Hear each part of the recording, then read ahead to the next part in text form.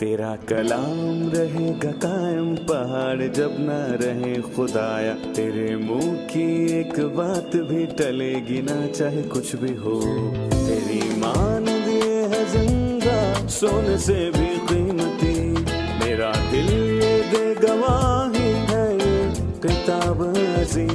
नाज़िल करे अपना कलाम, शिकस्ता दिलों को सुकून मिले, तारीखी दूर हो मेरी राहें रोशन कर। दिल अपना कलाम कसरत से ए खुदा बदल दे, रिहाई दे कसरत से फल मिला, कलाम रहेगा कायम पहाड़ जब न रहे। अजीज नाजरीन, मैं अयाद ज़रीफ आप तमाम देखने वालों को हमारे रोज के बाइबली मुतालियाती प्रोग्राम की नई किस्त में खुशामदीद कहता हूँ। अजीजों, आज हम पुराने अहद नामे में से यसाया की किताब में से 53वें बाब का मुताला करेंगे, और मैं बताता चलूं कि ये बाब मसीह के दुखों के हवाले से मशहूर है। हमने पिछली किस्त में ये जाना कि जब मसीह इस दुनिया में आया तो वो उसके आगे कौंपल की मानिंद और खुश्क जमीन से जड़ की मानिंद फूट निकला, और हमारी पिछली किस्त का मौजू यही था। खुदावंद के फजल से हम आज इस अजीम बाब पर मजीद बात करेंगे, यसाया 53वें बाब पर, खासकर वो मशहूर आयत जो हमें जुबानी याद है, हालांकि वो हमारी खताओं के सबब से घायल किया गया और हमारी बदकारी के बायस कुचला गया, ताकि उसके मार खाने से हम शिफा पाएं। और मेरी दिल से ख्वाहिश है कि हमारा जो आज का मुताला है वो आप सब के लिए हकीकी बरकत का बायस बने, ताकि आप सब मसीह में पनाह लें और उसके सलीबी काम से फायदा उठाएं, ताकि उसके मार खाने से हम शिफा पाएं। आज के प्रोग्राम का बाकायदा आगाज करने से पहले मैं स्टूडियो में आए खुदा के खादिम का खैर मकदम करूंगा। खुश आमदेद भाई यूसुफ। बहुत शुक्रिया भाई। और स्टूडियो में आए दीगर मेहमानों को भी खुश आमदेद। अजीजों, हम एक छोटे से वक्फे के बाद मुताले का बाकायदा आगाज करेंगे।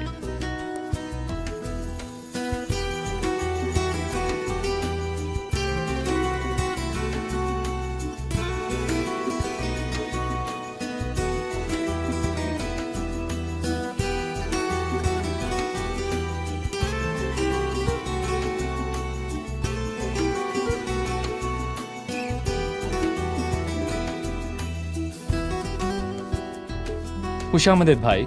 शुक्रिया भाई यूसुफ, हम 53वें बाब के मुताले पर ही हैं, और हमने अपने फेसबुक पेज पर एक सवाल पोस्ट किया था, जो था कि यसाया की किताब में हम मसीह को कहाँ देखते हैं। दरअसल बहुत से लोगों ने जवाबात और तासुरात भेजे, लेकिन हमने उनमें से चंद एक को चुना।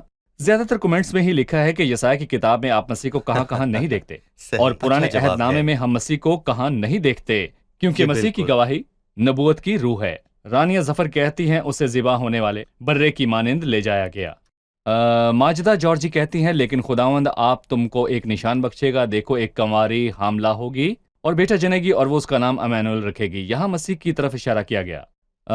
पास्टर निशात बर्जी कहते हैं मैं अब इस किताब का मुताला कर रहा हूँ, और दरअसल खुदावंद यीशु इस किताब के हर बाब में मौजूद है।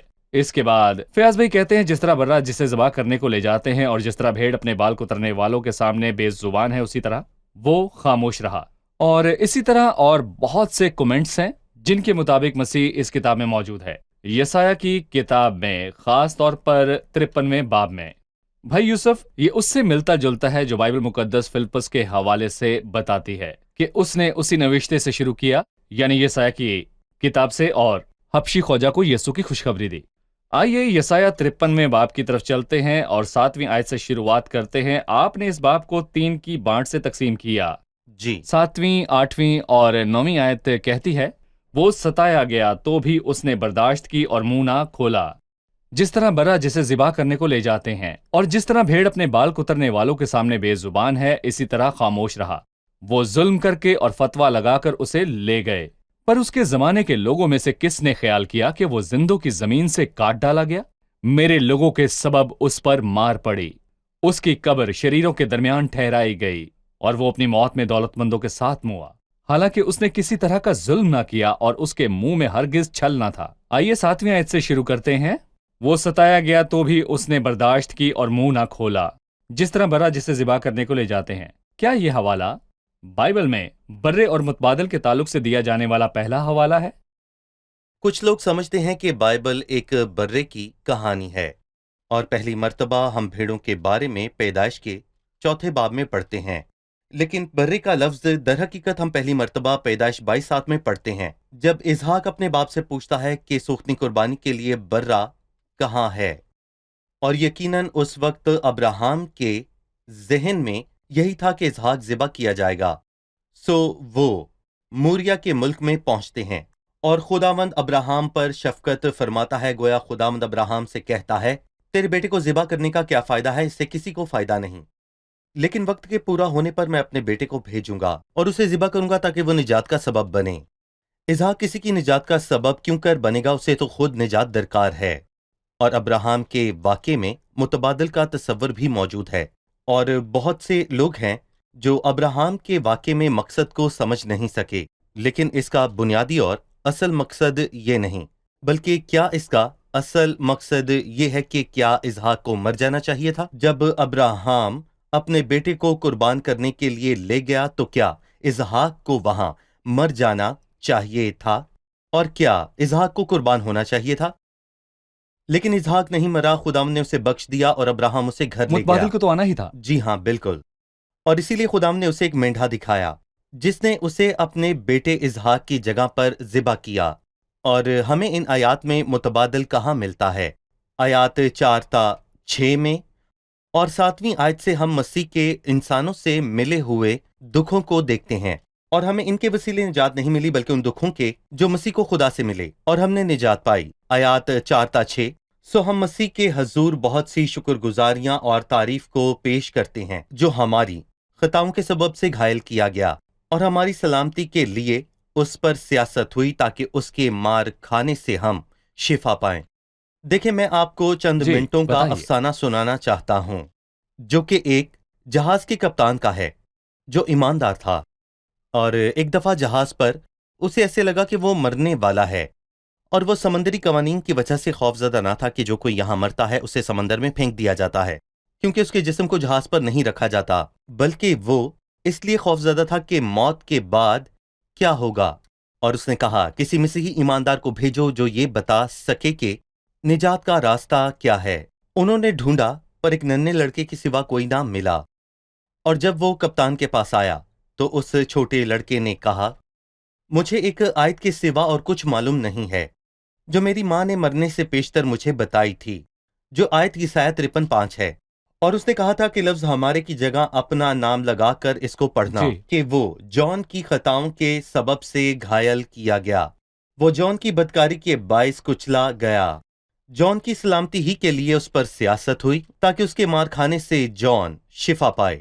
اور اس نے کپتان سے کہا اگر آپ چاہیں تو آپ بھی اسی طرح کہہ سکتے ہیں۔ سو کپتان نے کہا وہ ولیم کی خطاؤں کے سبب سے گھائل کیا گیا اور ولیم کی بدکاری کے باعث کچلا گیا، ولیم ہی کی سلامتی کے لیے اس پر سیاست ہوئی تاکہ اس کے مار کھانے سے ولیم شفا پائے۔ اور کپتان کو تسلی ملی جب یہ خوشخبری سادہ الفاظ میں اس تک پہنچی کہ مسیح اس کی خاطر موا اور وہ امید میں مرا۔ سو بہت سے لوگ، جیسا کہ آپ نے پہلے بتایا کہ یسایہ 53 کے وسیلے مسیح کو جان پائے، اور شروعات اعمال کے 8ویں باب میں حبشی خواجہ سے ہوتی ہے، اور کروڑوں جانوں نے ان الفاظ کو پڑھا اور انہیں تسلی ملی، اور انہوں نے اپنی زندگی مسیح کو دی اور اس کی نجات اور اس کی معافی حاصل کی۔ آمین۔ اور یہ تحریر آج بھی کسی کے لیے کہیں بھی میسر ہے، چاہے وہ کسی بھی تہذیب و ثقافت، کسی بھی مذہب کا ہو، جسے لگتا ہے کہ اس کی خطائیں اس کے کندھوں کا بوجھ بن چکی ہیں، تو وہ ہماری خطاؤں کے سبب سے گھائل کیا گیا، وہ ہماری بدکاری کے باعث کچلا گیا، اور وہ تجربے سے جانے گا کہ مسیح صلیب پر اس کی خطاؤں کا بوجھ اس کے کندھوں سے اتار پھینکنے میں کیسا قادر ہے۔ وہ ستایا گیا تو بھی اس نے برداشت کی اور منہ نہ کھولا۔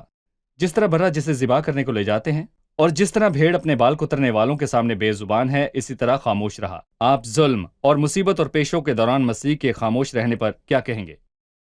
دراصل اس نے منہ نہ کھولا، اور یہ بات 7ویں آیت میں 2 مرتبہ آئی۔ یہ بات اس کی شروعات میں اور اس کے اختتام پر اور چاروں اناجیل میں 7 مرتبہ لکھی گئی، 3 مرتبہ متی میں، 2 مرتبہ مرکز میں، اور 1 مرتبہ لوکا اور یوحنا میں۔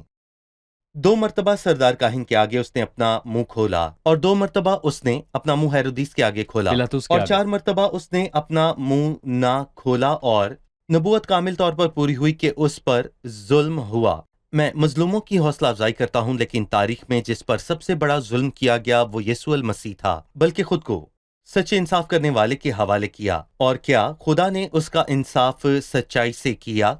हम इस नज़म के शुरू में पढ़ते हैं कि देखो मेरा खादिम इकबालमंद होगा, वो आला और बरतर और नहायत बुलंद होगा। और क्या खुदावंद खुदा ने उसे बदला दिया?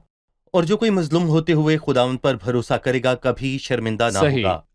8वीं आयत, वो जुल्म करके और फतवा लगाकर उसे ले गए, पर उसके जमाने के लोगों में से किसने ख्याल किया कि वो जिंदों की जमीन से काट डाला गया, मेरे लोगों के सबब उस पर मार पड़ी। भाई यूसुफ, इसका क्या मफहूम है कि वो जुल्म करके और फतवा लगाकर उसे ले गए? जुल्म का मतलब है कि गतसमनी में लगी हुई अंगूरों की चक्की जहां पर उसकी रूह को निचोड़ा गया। फतवा लगने से मुराद पेशियां हैं, और मसीह को 6 घंटों में 6 पेशियों से गुजरना पड़ा। तसव्वुर करें, पहली पेशी हन्ना के आगे, और फिर कैफा के आगे, और फिर सदर अदालत के आगे, और फिर पिलातुस के आगे जिसने उसे हेरोदीस के पास भेज दिया और उसने फिर वापस भेजा। यानी 6 घंटों में 6 पेशियां। और यहूदियों का एक कानून था कि मौत की सजा सुनाने के बाद सदर अदालत को कम से कम 3 रोज तक रोजा रखना था ताकि वो किसी के साथ बेइंसाफी ना करें। लेकिन मैं कहूंगा कि यहाँ पर मसीह को मसलूब करने का इरादा पहले से ही कर लिया गया था।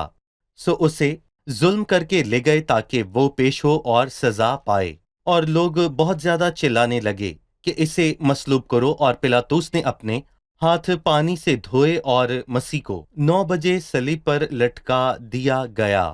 ये इतनी तेजी से कैसे हुआ? ये सारी दुनिया के मुमालिक के कवानीन के बिल्कुल खिलाफ है। देखें, मैं कहूंगा कि उस पर जुल्म किया गया और उसे फतवा लगाकर ले गए, पर उसके जमाने के लोगों में से किसी ने ख्याल किया कि वो जिंदों की जमीन पर से काट डाला गया, मेरे लोगों के सबब उसे मार पड़ी। और दानियल 9 में लिखा है, और 62 हफ्तों के बाद वो ममसूक कत्ल किया जाएगा मसीहा और काट डाला उसका जाएगा। कुछ ना रहेगा। और फिर लिखा है, वो काट डाला गया। लेकिन खुदा का शुक्र हो कि मौत और तदफीन उसका इख्तिताम ना था, बल्कि इस अजीम कहानी का अंजाम क़यामत था। सही। अभी हम एक रिपोर्ट देखेंगे, उसके बाद मेहमानों से सवाल लेंगे। एक खास वजह है कि क्यों लोग इंजील पर ईमान नहीं लाते। लोगों को ये लगता है कि खुदा दूर कहीं आसमान में एक ऊंचे तख्त पर बैठा है। कदीम लोग उन देवताओं के मुतल्लिक बताते थे जो इंसानों के साथ नहीं रहते। यूनानी अपने देवताओं को बहिश्त के पहाड़ पर रखते, और रोमियों ने ये दिखाया कि उनका देवता जुपिटर बादलों के अंदर से बिजली के तीर बरसाता है। लिहाजा खुदा के जमीन पर आ जाने और लोगों के दरमियान रहकर दुख उठाने और सलीब पर मर जाने का तस्वर बाकी मज़ाहब के लिए अजीबो गरीब और हैरत अंगेज है। ये सब कुछ ऐसे है जो लोगों को समझ आना मुश्किल है, और ये तस्वुर भी कि खुदा ने दर्द और तकलीफ बर्दाश्त की। वो यहाँ अलामती तौर पर कहता है कि उसे ज़बा होने वाले बरे की माने ले जाया गया, और तमाम कुर्बानियाँ जो पुराने अहदनामे में गुजरानी जाती रहीं उन्हें ज़बा ही किया जाता था। लेकिन खुदावंद यीशु को ज़बा ना किया गया। उसकी मौत का तरीका आम कुर्बानियों से मुख्तलिफ क्यों था? उसे वाक़तन ज़बा क्यों ना किया गया? उसे वाक़तन ज़िबा क्यों ना किया गया? उसका सर क्यों ना काटा गया जैसा कि माजी की कुर्बानियों में किया जाता था? वो कहता है उसे ज़िबा होने वाले बरे की मानंद ले जाया गया। इसका मतलब ये नहीं कि उसे वाक़तन ही ज़िबा किया जाएगा, बल्कि हम इस अक्स में ये देख सकते हैं कि जैसा कि मुकाशवा 5 में लिखा है कि बर्राही तमजीद और हमद के लायक है। लेकिन सवाल वही है कि उसे ज़िबा क्यों ना किया गया, क्योंकि अगर उसे ज़िबा किया जाता तो इसका मतलब ये होता कि किसी ने उसकी जान ली है, जो कि नामुमकिन है, क्योंकि मसीह ने यूहन्ना 10:18 में ये कहा कि कोई मेरी जिंदगी मुझसे नहीं ले सकता, बल्कि मैं खुद अपनी मर्जी से इसे देता हूँ। सो अगर वो उसे ज़िबा करते तो वो उसकी जान लेते, जो नहीं हो सकता था। सो उन्होंने उसे सलीब पर लटकाया, और जब मसीह ने अपना काम मुकम्मल कर लिया तो उसने बुलंद आवाज से पुकार कर कहा तमाम हुआ, और अपनी रूह सौंप दी। किसी ने उसकी जान ना ली, बल्कि उसने खुद उसे अपनी लिया। रूह को सौंप दिया। सो जो कुछ हम देखते हैं वो एक अक्स है कि बर्रे को ज़िबा किया गया। यकीनन कुर्बानी को ज़िबा ही किया करते थे, लेकिन कुर्बानी जिन्हें ज़िबा किया जाता वो मसीह के अक्स को पेश करती हैं, جو کہ میں کہوں گا کہ ہماری خاطر ذبح کیا گیا۔ پہلے کرنتھیوں 5 کی 7ویں اور 8ویں آیت ہے، کیونکہ ہمارا بھی فسح یعنی مسیح قربان ہوا، پس آؤ ہم عید کریں۔ بھائی یوسف، یقیناً ذبح کرنے سے خون اور جسم جدا ہو جاتے ہیں، اور یہ مسیح کے ساتھ ہوا۔ اس کے بالکل۔ سر پر، ہاتھوں پر، پیروں پر اور اس کے سارے جسم پر زخم تھے، یہاں تک کہ اس کی پسلی کو بھی چھیدا گیا اور بھالا اس کے دل میں جا لگا، اور اس صحیح۔ کا سارا لہو اس کے جسم اور سے اسے بہہ خون نکلا۔ اور پانی بہہ نکلا۔ جی، کوئی اور سوال ہے؟ بھائی 8ویں آیت میں ایک بات ہے جس نے میری توجہ حاصل کی۔ لکھا ہے وہ ظلم کر کے اور فتویٰ لگا کر اسے لے گئے۔ اسے لے گئے سے کیا مراد ہے؟ وہ ظلم کر کے اور فتویٰ لگا کر اسے لے گئے، مطلب وہ مرا نہیں بلکہ اٹھا لیا گیا۔ جی، کچھ لوگ کہتے ہیں کہ شاید وہ صلیب پر گیا ہی نہیں، بلکہ صلیب کے مقام پر خدا نے اسے لے لیا اور اسے اٹھا لیا اور کوئی اور اس کی جگہ مصلوب ہوا۔ ابدی اور پاک باتوں کے معاملے میں فہم اور دانش سے کام نہ لینا افسوسناک بات ہے، اور وہ تو جان بوجھ کر یہ بھول گئے۔ اور بائبل میں ایسی بہت سی آیات ملیں گی جو مسیح کے مرنے کی تصدیق کرتی ہیں، لیکن اگر وہ بائبل میں تلاش نہ بھی کریں بلکہ اسی آیت کو اگر آگے پڑھتے چلے جائیں، پر اس کے زمانے کے لوگوں میں سے کسی نے یہ خیال کیا کہ وہ زندوں کی زمین سے کاٹ ڈالا گیا، میرے لوگوں کے سبب سے اسے مار پڑی، اس کی قبر شریروں کے درمیان ٹھہرائی گئی اور موت میں وہ دولت مندوں کے ساتھ موا۔ کیا یہ اس کی موت کی تصدیق نہیں، بلکہ یہ بھی کہتا ہے کہ وہ اپنی موت میں دولت مندوں کے ساتھ موا۔ اپنی موت کے الفاظ کا عبرانی کے اصل متن میں ذکر بطور جمع کیا گیا، لیکن اس کا عبرانی میں ترجمہ کرنا ناممکن نہ تھا۔ جمع متکلم کے استعمال کا کیا مقصد ہے؟ اس کا مطلب ہے کہ وہ بڑی دردناک موت تھی اور اس کے نتائج بڑے متاثر کن تھے، کسی عام اور موت کی وہ مانند نہیں۔ کوئی عام موت نہ تھی۔ ٹھیک ہے، 9ویں آیت میں لکھا ہے اس کی قبر شریروں کے درمیان ٹھہرائی گئی اور وہ اپنی موت میں دولت مندوں کے ساتھ موا، حالانکہ اس نے کسی کے ساتھ ظلم نہ کیا اور اس کے منہ میں ہرگز چھل نہ تھا۔ بھائی یوسف، کس نے اس کی قبر شریروں کے درمیان ٹھہرانے کی تجویز دی، اور خدا نے مسیح کو عزت دینے کی خاطر کیسے مداخلت کی؟ دیکھیں، سردار کاہن مصلوب ہوئے 3 مردوں کی ٹانگیں توڑنا چاہتے تھے تاکہ وہ سبت سے پہلے مر جائیں، کیونکہ وہ ایک بہت اہم دن تھا۔ انہوں نے پلاطس کو ان کی ٹانگیں توڑنے کو کہا، اور جس گڑھے میں وہ مسیح کو دفن کرنا چاہتے تھے انہوں نے اسے پہلے تیار کر رکھا تھا، لیکن ایسا نہیں ہو سکتا تھا، جس کی متعدد وجوہات ہیں۔ سب سے پہلے یسوع مسیح کے جسم کا احترام۔ کہتے ہیں اس کی قبر شریروں کے درمیان ٹھہرائی گئی اور وہ اپنی موت میں دولت مندوں کے ساتھ موا، حالانکہ اس نے کسی طرح کا ظلم نہ کیا اور اس کے منہ میں ہرگز چھل نہ تھا۔ اور خدا کے بڑے اور فاضل لوگوں میں سے ایک نے کہا کہ تاریخ کے شروع ہی سے پیدائش 6 سے مکاشفہ 22 تک، یعنی کہ بائبل کے آخر تک ظلم اور ناانصافی شانہ بشانہ رہے ہیں۔ مسیح نے کوئی ظلم نہ کیا، سو یہ ناممکن تھا کہ اس کے جسم کے گلنے سڑنے کی نوبت آتی، سو ان کے اس کو شریروں کے درمیان دفن کرنے کے باوجود وہ دولت مندوں کے ساتھ موا۔ اور یہ دولت مند آخر کون تھا؟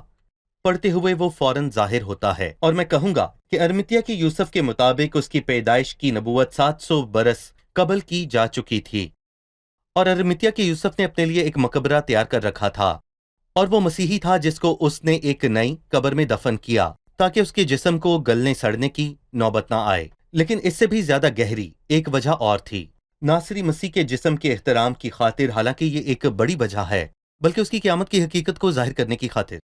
پر اگر وہ شریروں کے ساتھ اس گڑھے میں دفنا دیا جاتا یا پھر اسے جلا دیا جاتا جیسا کہ شریروں کو جلا دیا جاتا تھا، تو ہم یہ کیسے جانتے، یقین کرتے کہ مسیح جی اٹھا؟ صحیح۔ مسیح کو ایک قبر میں دفنایا گیا جس کے آگے ایک بڑا پتھر رکھ دیا گیا، اور اس پتھر کو دروازے کے پتھر آگے سے لڑکا دیا گیا، اور اس کی قبر کے آگے ایک دربان بٹھا دیا، اور تیسرے دن ایک فرشتے نے آ کر اس پتھر کو ہٹایا، اس لیے کہ باہر کے لوگ یہ اعلان کریں۔ اس نے اس لیے اس پتھر کو ہٹایا تاکہ لوگ اس بات کا اعلان کریں کہ مسیح اس قبر میں نہیں ہے۔ سو میں کہوں گا کہ مسیح کا دولت مندوں کے ساتھ دفن ہونا ایک جانب تو مسیح کی انسانیت کے احترام کے لیے بہت اہم تھا، نہ اپنے مقدس کو سڑنے دے گا، اور پھر دوسری جانب یہ کہ ہم سب کو یہ یقین ہو جائے کہ اس میں کوئی شک نہیں رہا کہ ہمارا حبیب جو صلیب پر موا وہ تیسرے دن مردوں میں سے جی اٹھا۔ بھائی یوسف، اس سے پیشتر کہ ہم اگلے حصے کی طرف بڑھیں، میں چاہوں گا کہ آپ مسیح کی موت اور قیامت کے حوالے سے خدا کے اختیار کامل پر تبصرہ کریں۔ मसीह की मौत पर पिलातुस ने एक तख्ती लिखी और उसे सलीब पर लटका दिया, जिस पर लिखा था यहूदियों का बादशाह। वो नहीं चाहता था कि वो ये लिखे, लेकिन क्या लिखा जाए इसका फैसला करने वाला खुदा था। और जब उन्होंने उसे मुजरिमों के साथ दफन करना चाहा तो खुदा का मंसूबा क्या था? मसलूबियत और क़यामत के मामले में हमें खुदा के इख्तियार कामिल के हवाले से बताइए। दरअसल इस हवाले पर कहने को बहुत कुछ है, लेकिन मैं उस नुक्ते पर तबसरा करूंगा जिसका हवाला आपने दिया। पिलातुस ने उन्हें हर मामले में ढील दे रखी थी, लेकिन जब उसने ये लिखा तो सब ने एतराज किया। वो डट गया। जी हाँ, बिल्कुल। उसने क्या फैसला किया, ये मुख्तलिफ बात थी जिससे कोई फर्क नहीं पड़ने वाला था। उन्होंने कहा यहूदियों का बादशाह ना लिख, बल्कि ये कि उसने कहा कि मैं यहूदियों का बादशाह हूँ। पिलातुस ने कहा जो मैंने लिख दिया। और किसी ने कहा कि अगर पिलातुस ठीक होता तो कहता कि जो मैंने लिखा वो खुदा ने लिखा और अब ये बदला नहीं जा सकता। और आपने जो खुदा के इख्तियार कामिल के बारे में पूछा, मिसाल के तौर पर सरदार काहिनों की दरख्वास्त पर पिलातुस ने ये हुक्म दिया कि मसलूब किए गए मुर्दों की टांगें तोड़ दी जाएं, सो उन्होंने पहले डाकू की टांगें तोड़ी और दूसरे की भी।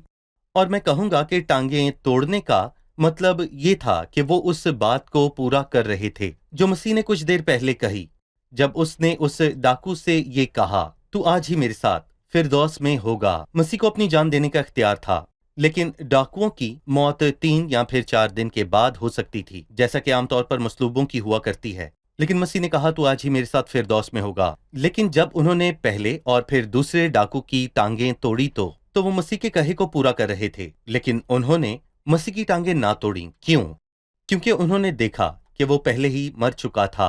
लेकिन सच तो यह है कि लिखा है कि उसकी कोई हड्डी तोड़ी ना जाएगी। क्या वो सिपाही कलाम को पूरा कर रहा था? वो तो कलाम को जानता तक ना था, पर ये खुदा का इख्तियार कामिल है। और फिर अगली बात ये है कि ये पिलातुस ने मसीह को छेदने का हुक्म ना दिया था, लेकिन उसके सिपाहियों में से एक ने उसकी पसली को भाले के साथ छेद दिया ताकि उसकी मौत को यकीनी बनाए, और फिलफौर खून और पानी एक साथ निकला। क्यों? शायद गुस्से की वजह से या फिर जिस भी वजह से, इसलिए नहीं, बल्कि एक और आयत है जिसमें वाज़े तौर पर लिखा है जिन्होंने उसे छेदा वो भी उसे देखेंगे। उसने कलाम को पूरा किया। खुदा का इख्तियार कामिल जो हर शय पर कुदरत रखता है। मसीह की मौत का वक्त, मसीह की मौत का तरीका और हर तफसील। और पौलुस रसूल वाज़े तौर पर कहता है कि खुदा ने अपने पहले से मुकर्रर किए हुए इंतजाम और इरादे के मुताबिक उसे तुम्हारे हवाले किया, और ये भी कि ताकि जो कुछ तुमने अपनी कुदरत और इरादे के मुताबिक पहले से ठहरा दिया था उसे पूरा करे। यानी कि वो कठपुतलियां हैं जो खुदा के इरादे के मुताबिक चल रहे हैं, और ये मंसूबा जिसमें हमारे खुदावंद को बहुत दुख और तकलीफ उठाना पड़ा, उसका शुक्र हो उसने हमारी मोहब्बत में ये सब कुछ सहा। यकीनन दूसरी आयात भी हैं जिन पर हमें गुफ्तगू करने की जरूरत है, लेकिन हम उन्हें अगली किस्त के लिए छोड़ देते हैं। पर आप इस पर तबसरा कीजिए। हालांकि उसने किसी तरह का जुल्म न किया और उसके मुंह में हरगिज छल न था। मसीह के अमाल क्या थे और मसीह के दिल के मकासद क्या थे? जो कुछ उसने कहा कि हमें इस पर ज्यादा गौर की जरूरत है कि उसके मुंह में हरगिज छल न था। उसकी तालीमात और गवाहियां कैसी थी, इनके बारे में बताइए। सब लोग झूठे हैं। मैं ज्यादती कर रहा हूं। वो ये है जो बाइबल कहती है। दाऊद ने पुराने अहदनामे में कहा कि मैंने जल्दबाजी से ये कह दिया कि सब लोग झूठे हैं। सब झूठे ठहरे, खुदा हमेशा सच्चा ठहरेगा। और मैं कहूंगा कि ऐसे बहुत से लोग हैं जो हमेशा वाज़े तौर पर झूठ बोलते हैं, और शायद वो उनसे बेहतर हैं जिनकी जिंदगियां ही एक फरेब हैं, जिनका तस्करा पहले पतरस के 2 बाब में हुआ। देखें, लोगों में बहुत छल है, लेकिन हमारे मसीह ने हमें ये सिखाया कि तुम्हारी बातें हाँ की जगह हाँ और ना की जगह ना हो, और जब तुम ना कहो तो मतलब ना ही हो। और मैं यहाँ पर यह भी कहूंगा कि अगर इससे कुछ ज्यादा है तो वो शैतान की तरफ से है। वो अपने कलाम में अजीब था, और जब उन्होंने उसे पूछा कि तू कौन है, तो उसने उनसे कहा वही हूं जो शुरू से तुमसे कहता आया हूं। और उसने कभी कुछ और होते हुए उन्हें कुछ और ना कहा। वही उसकी हकीकत थी। खुदावंद का शुक्र हो कि हम सीख सके। और लोग मुख्तलिफ किस्म के झूठ बोलते हैं, लेकिन मुकाशवा 21 में लिखा है कि सब झूठों का हिस्सा आग और गंधक से जलने वाली झील में होगा, पर खुदावंद हम सबको झूठ और फरेब से महफूज रखे। मतलब कलाम कुछ लोगों के ताल्लुक से कहता है कि उन्होंने हक की मोहब्बत को इख्तियार ना किया, इसी सबब से खुदा उनके पास गुमराह करने वाली तासीर भेजेगा। हम देखते हैं कि ऐसे लोग और रहनुमा सारी दुनिया में पाए जाते हैं जो झूठ बोलते हैं। मिसाल के तौर पर कोई कहता है मुझे खुदा ने भेजा है, मैं उसकी तरफ से हूं, और फिर वो लोगों से कहता है कि जो कुछ मैं बोल रहा हूं वो खुदा की तरफ से है और तुम्हें इस सब को मानना होगा। लेकिन सबूत क्या है? क्या वो सच बोल रहा है? लेकिन मसीह ने बात की तो उसने साबित किया कि वो सच्चा है। सही। जब उसने कहा कि वो खुदा है, उसने अपने अमाल से साबित किया और अपनी सिफात से भी कि वो खुदा है। और उसने जब भी कुछ कहा उसी के मुताबिक वो अमल भी करता पाया गया। तो हर एक को ये सोचने की ज़रूरत है कि वो किसके पीछे चले और किसके कलाम का यकीन करें। ऐसी फर्जी बातों को मानना नहीं चाहिए। मैं कहना चाहूँगा कि हर एक बात की तस्दीक होनी चाहिए कि यह हकीकत है या महज दावा है। अगर हम इस हिस्से के मुतालिक नाज़रीन को कोई पैगाम देना चाहें तो आप क्या कहना चाहेंगे? एक शख्स है जो आपकी खातिर मुआ। मेरे पास इससे शानदार पैगाम नहीं, और मैं दिल की गहराइयों से ये चाहता हूं कि हर एक जो आज हमें देख रहा है 5वीं आयत को फिर से पढ़े और उसमें अपना नाम ले। हालांकि वो मेरी खताओं के सबब से घायल किया गया और हमारी बदकारी के बाइस कुचला गया। जब मसीह सलीब पर गया तो वो बेबस ना था, उसने ये अपनी मर्जी से किया और मेरी मोहब्बत के सबब से किया। और पौलुस कहता है कि खुदा का बेटा जिसने मुझसे मोहब्बत रखी और खुद को मेरे लिए हवाला कर दिया। और हर कोई चाहे वो मसीह का दुश्मन ही क्यों ना हो, जैसे तरसीस का साउल था जिसे खुदा ने बदलकर पौलुस बना दिया, कि जिसने मुझसे मोहब्बत रखी और खुद को मेरे लिए हवाला कर दिया। शुक्रिया भाई यूसुफ। अब हम मेहमानों के साथ किस्त की दोहराई करेंगे।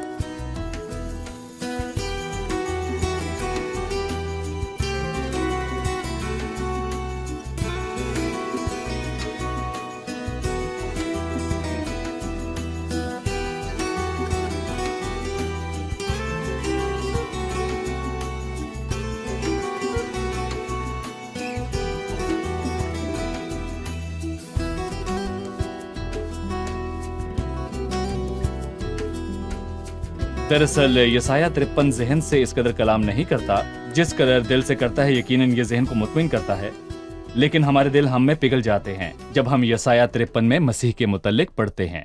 8वीं आयत में उसके मुतल्लिक लिखा है, उसे जुल्म करके और फतवा लगाकर ले गए। मैं आपसे जानना चाहूंगा कि इन अल्फाज का क्या मतलब है। जुल्म का मतलब है तेल निकालने वाली चक्की, और फतवे से मुराद वो 6 पेशियां हैं जिनसे मसीह गुजरा। ले गए के अल्फाज से मुराद है कि उसे सलीब पर ले जाया गया।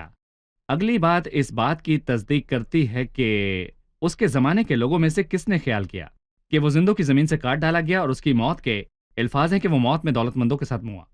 सो उसे 6 पेशियों के बाद फौरन सलीब पर ले जाया बिल्कुल। गया। मौत की सजा सुनाए जाने और उस पर अमल दरामद करने के दरमियान कुछ तो वक्त होना चाहिए था जिसके दौरान सदर अदालत को इकट्ठा होकर दुआ करना चाहिए थी, लेकिन मसीह को फौरन सलीब दे दी गई। ठीक है, जबरदस्त। शुक्रिया। खुदावंद आप सबको बरकत दे।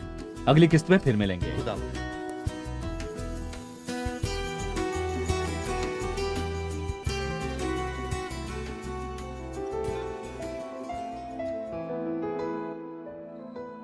तेरा कलाम रहेगा कायम पहाड़ जब ना रहे खुदाया। तेरे मुंह की एक बात भी टलेगी ना चाहे कुछ भी हो। तेरी मान दिए है जिंदा सोने से भी कीमती। मेरा दिल ये दे गवाही है ये किताब अज़ीम। नाज़िल करे अपना कलाम शिकस्ता दिलों को सुकून मिले। तारीकी दूर हो मेरी राहें रोशन कर। दिल अपना कलाम कसरत से ए खुदा बदल दे रिहाई दे कसरत से फल मिलाओ। कलाम रहेगा कायम पहाड़ जब ना रहे खुदाया। तेरे मुंह की एक बात भी टलेगी ना चाहे कुछ भी हो।